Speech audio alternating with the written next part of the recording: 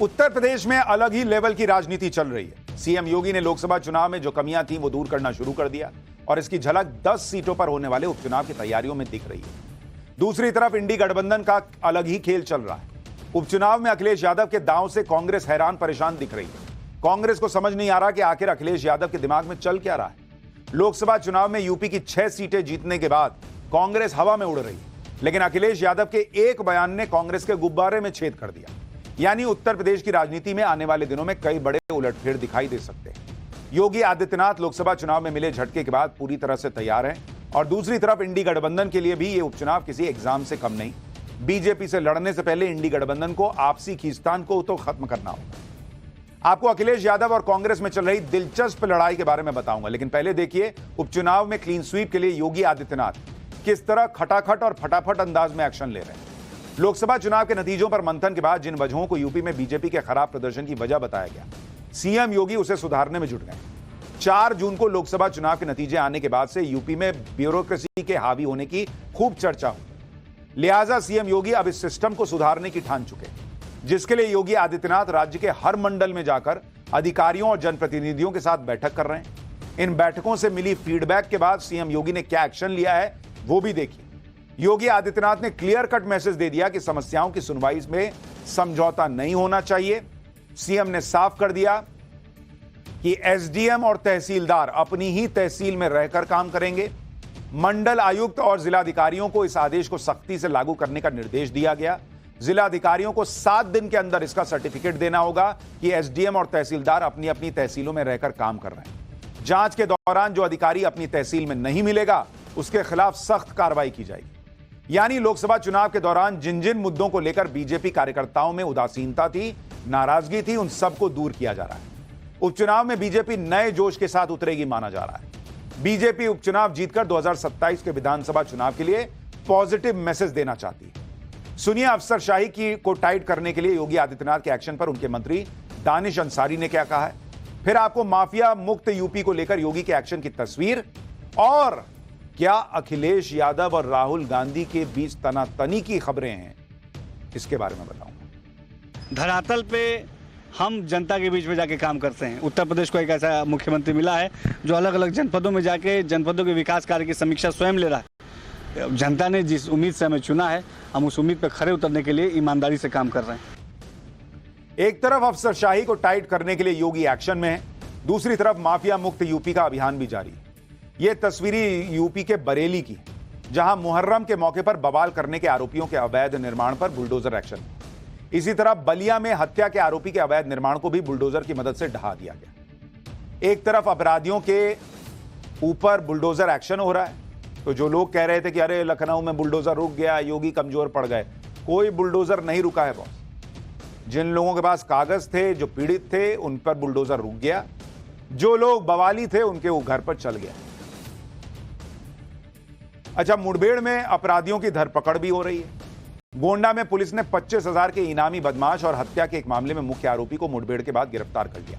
इस बदमाश पर अपने साथियों के साथ मिलकर समाजवादी पार्टी के एक नेता की हत्या करने का आरोप है। इसी तरह प्रतापगढ़ में भी पुलिस ने एक एनकाउंटर के बाद गैंगरेप के मुख्य आरोपी समेत 2 बदमाशों को गिरफ्तार किया। लोकसभा चुनाव की खामियों को दूर करने के लिए योगी आदित्यनाथ ताबड़तोड़ एक्शन ले रहे हैं। दूसरी तरफ यूपी में लोकसभा चुनाव के नतीजों से जोश में आई कांग्रेस और समाजवादी पार्टी के बीच अलग खींचतान चल रही है। कांग्रेस उपचुनाव में समाजवादी पार्टी से सीट बंटवारे में बराबरी का हिस्सा मांगने लगी है, लेकिन हाल के दिनों में जिस तरह के बयान और तस्वीरें आ रही हैं, उससे तो यही लग रहा है कि दोनों पार्टियों के बीच राहुल और अखिलेश में बड़ा कौन वाली पॉलिटिक्स शुरू हो गई। लग रहा है कि यूपी में कांग्रेस को बराबरी का हिस्सा देना तो दूर, अब अखिलेश यादव ने राष्ट्रीय स्तर पर राहुल गांधी को टक्कर देने की तैयारी शुरू कर दी है। असल में अखिलेश को लगने लगा है कि वो दिल्ली से लखनऊ तक खाली हाथ रह गए और सारी लाइमलाइट राहुल गांधी को मिल रही है। इसलिए अब अखिलेश यादव साफ साफ संदेश दे रहे हैं कि वो राहुल गांधी के पिछलग्गू नहीं है बॉस, बल्कि अपनी अलग लाइन खींच रहे हैं। क्योंकि भाई वो इस बार इंडिया अलायंस के स्टार हैं, यूपी में सबसे ज्यादा सीटें उन्होंने जीती हैं। लेकिन भाई यहां तो एक पूरा इकोसिस्टम है जो राहुल गांधी के अलावा किसी को हीरो बनने देता नहीं है। आज अखिलेश यादव आंध्र प्रदेश के पूर्व सीएम जगनमोहन रेड्डी का समर्थन करने दिल्ली के जंतर मंतर पहुंच गए, जो आंध्र प्रदेश की चंद्रबाबू नायडू सरकार के खिलाफ धरना देने पहुंचे। इसी तरह कल दिल्ली में बजट को लेकर कांग्रेस की अगुवाई में इंडी गठबंधन की बैठक हुई, लेकिन अखिलेश यादव इस बैठक में शामिल नहीं हुए। ना ही उनका कोई प्रतिनिधि बैठक में पहुंचा। कुछ दिनों पहले अखिलेश यादव टीएमसी के इवेंट में शामिल होने कोलकाता पहुंच गए थे और उन्होंने ममता बनर्जी के साथ मिलकर को उखाड़ फेंकने की हुंकार भरी। और यह किसी से छुपा नहीं है कि बंगाल में ममता बनर्जी कांग्रेस को कोई तवज्जो नहीं देती। उससे पहले अखिलेश यादव समाजवादी पार्टी के सांसदों को लेकर मुंबई गए थे और लोकसभा चुनाव में जीत का शक्ति प्रदर्शन किया। महाराष्ट्र में जल्दी ही विधानसभा चुनाव होने और मुंबई में हुए इसी शक्ति प्रदर्शन में अयोध्या लोकसभा सीट से जीतने वाले समाजवादी पार्टी के सांसद अवधेश प्रसाद ने कह दिया था कि यूपी में होने वाले उपचुनाव में सभी सीटों पर समाजवादी पार्टी का कब्जा होगा और अखिलेश का डंका पूरे देश में बजेगा। आप सुनिए अवधेश प्रसाद को, फिर आपको बताऊंगा यूपी में कांग्रेस ने उपचुनाव में कितनी और कौन सी सीटों पर दावेदारी ठोक दी। कुछ नहीं कर पाएंगे। दुनिया की कोई ताकत, जितनी सीट खाली हुई है सब सीटों पर समाजवादी पार्टी का कब्जा होगा और माननीय अखिलेश यादव का डंका केवल उत्तर प्रदेश में नहीं सारे देश में बजेगा। सारे देश में राहुल का डंका बचेगा या अखिलेश यादव का? अब ये लड़ाई धीरे धीरे लग रहा है शुरू हो रही है। वो तो कह रहे हैं कि 10 की 10 सीट पे सपा जीतेगी। सपा जीतेगी मतलब सपा लड़ेगी, यानी कांग्रेस को एक भी सीट देने का मूड नहीं है इन लोगों का। यूपी में जिन 10 विधानसभा सीटों पर उपचुनाव होने हैं, कांग्रेस 5 पे दावेदारी ठोके बैठी है। इन सीटों पर 2022 में हुए विधानसभा चुनाव के नतीजों की बात करें तो करहल, मिल्कीपुर, कटेहरी, कुंदरकी और सीसामऊ, इन 5 सीटों पर समाजवादी पार्टी जीती थी, जबकि गाजियाबाद, सदर, खैर और फूलपुर 3 सीटें बीजेपी के खाते में गई थी। मझवा सीट संजय निषाद की निषाद पार्टी ने और मीरापुर सीट जयंत चौधरी की आरएलडी ने जीती थी, जो इस वक्त एनडीए के साथ थी। कांग्रेस को कुछ भी नहीं मिला था, लेकिन कांग्रेस का कहना है कि उसे इस बार 5 सीटों पर चुनाव लड़ने का मौका मिले, जिन पर बीजेपी या उसकी सहयोगी पार्टियां जीती थी। यूपी कांग्रेस के अध्यक्ष अजय राय को सुनिए, फिर आपको बताऊंगा कांग्रेस की डिमांड पर अखिलेश यादव ने क्या क्या किया।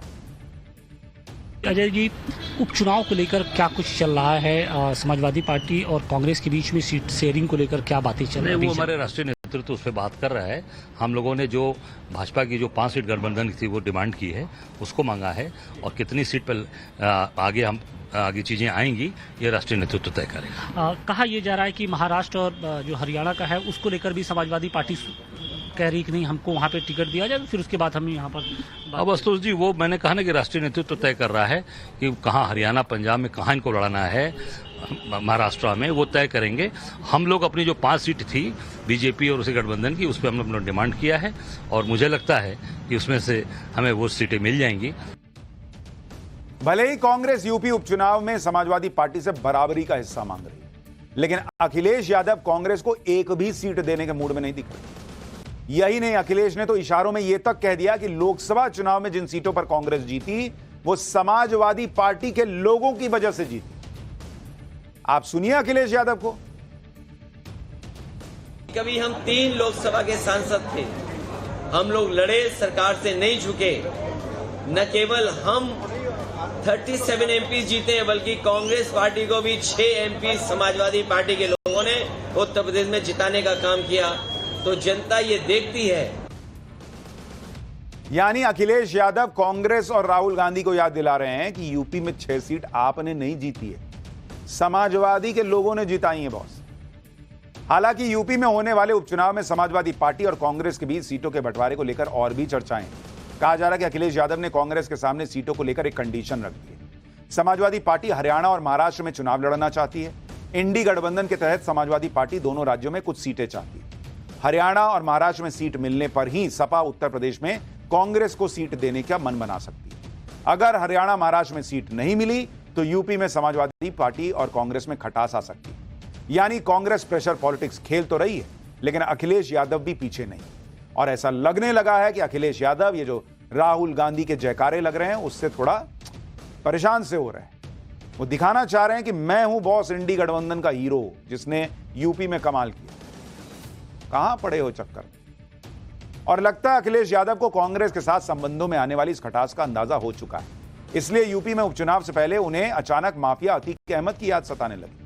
हालांकि अखिलेश यादव ने अतीक अहमद का नाम तो नहीं लिया, लेकिन यूपी में हो रहे बुलडोजर एक्शन और माफिया अतीक के एनकाउंटर का जिक्र करते हुए योगी सरकार को निशाने पर लेने की कोशिश की।